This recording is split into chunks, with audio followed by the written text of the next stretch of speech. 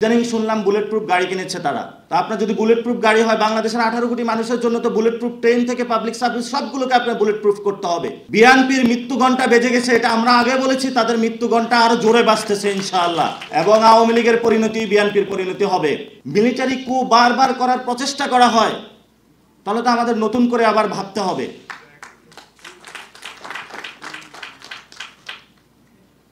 আপনারা জানেন 2001 থেকে 6 বাংলাদেশে এমন কোনো জগৎ ছিল না যেখানে দুর্নীতি করা হয় নাই।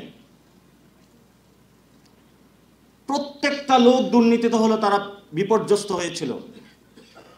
নতুনভাবে হাওয়া ভবন তৈরি করা হয়েছিল এবং এখন ওই যে লোকগুলা হাওয়া ভবনে ছিল, যে পিএস ছিল, যে টাকার বান্ডালগুলো সামাল দিয়েছিল, তারা আজকে নমিনেশন পাইতেছে।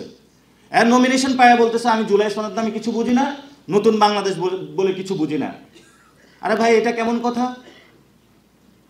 তাহলে আপনি যে হাওয়া ভবন প্রতিষ্ঠা করলেন, বাংলাদেশে দুর্নীতি করলেন, এই গডফাদারদেরকে সৃষ্টি করলেন, সেই গডফাদারকে আবার নমিনেশন দিলেন, তো তাদের সামনে তো আসলে আপনার জুলাই সনদ বুঝার কথা না।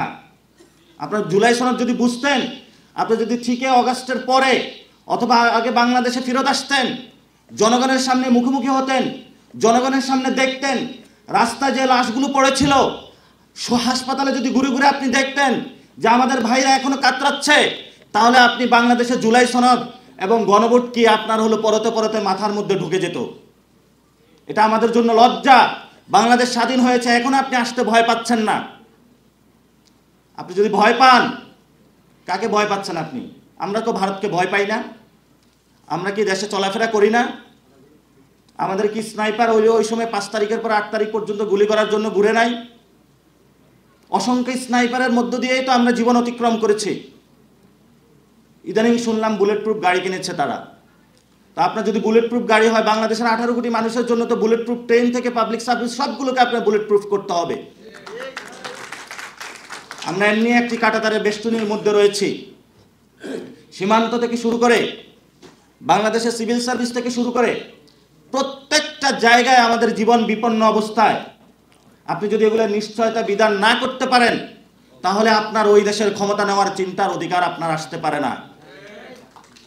এখন অনেকেই কথা বলে যে আমি নাকি বিএনপি বিরোধী বেশি কথা বলি।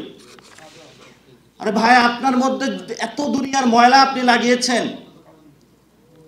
জনগণের সংস্কারের বিরুদ্ধে আপনি গিয়েছেন, গণভোটের বিরুদ্ধে আপনি যাচ্ছেন।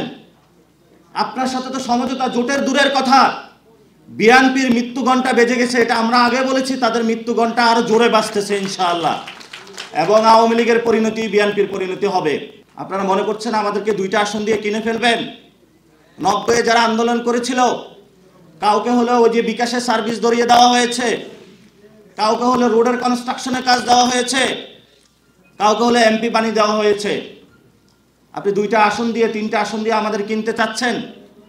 এই স্বপ্ন বাংলাদেশে আমরা জীবিত থাকি বাস্তবায়িত হবে না। নামেন না মাঠে। অলরেডি হলো ব্লকেট শুরু হয়ে গিয়েছে, জ্বালা অপরা শুরু হয়ে গেছে। এবার ইলেকশনে বড় ধরনের খেলা হবে। দেখি আপনাদের এই টাকার নমিনেশন বাণিজ্যর কত জোর, আর আমাদের কত রক্তের জোর খেলা হবে ইনশাআল্লাহ এই বাংলাদেশে। আমরা রক্ত দিতে এসেছি, আমরা দুর্নীতির টাকা দিয়ে বাংলাদেশে ইলেকশন করতে আর যাব না।